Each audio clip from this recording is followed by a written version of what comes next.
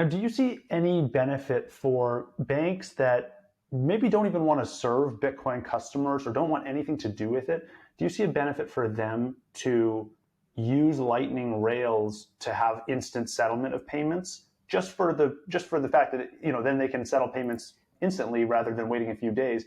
Does that actually add value to banks, and is there any appetite among non-Bitcoin banks today? Well, I think what's going to end up happening is that this technology is back-end technology that no one's going to realize that they're using when they use it. Okay, that's where we've got to end up as an industry. I'm talking about the Bitcoin and Lightning community ourselves specifically. This is back-end payment technology, and we've got to be able to make it easy for people to use it.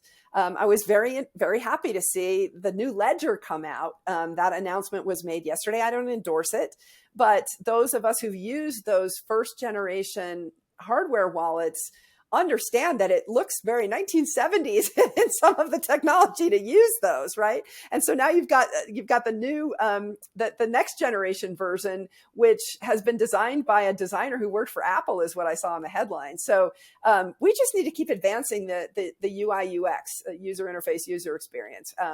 In this, and what we really want is this should feel like online banking, which most folks are familiar with, but they won't even understand that what they're interacting with is back-end technology that, instead of going over the ACH or Fedwire system, is now going over, say, the Lightning system.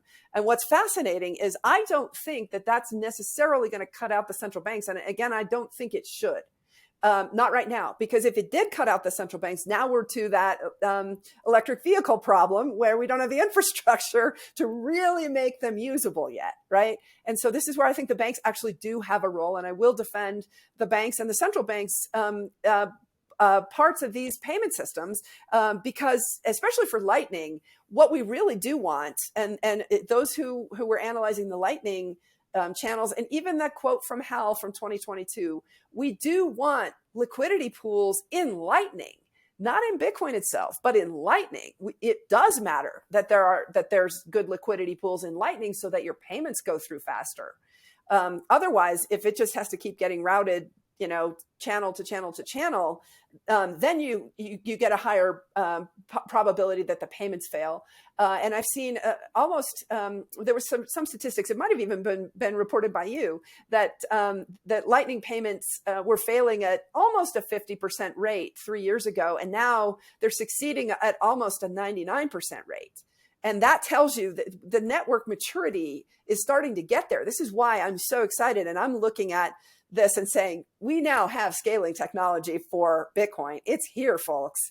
And that's really exciting. So now we can start to do some really interesting things. But to answer your question, I think ultimately what we really want is that this is back-end technology, and it's something that supplements some of the new payment technologies that are coming in the world, such as FedNow.